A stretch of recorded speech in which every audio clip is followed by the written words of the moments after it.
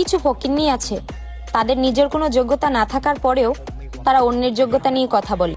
আহারে বোন, অন্যকে ফকিন্নি বলে লাভ কি? যা তুমি যেই মাটির ঘরে শুইবে উনিও তো সেই মাটির ঘরেই শুইবে।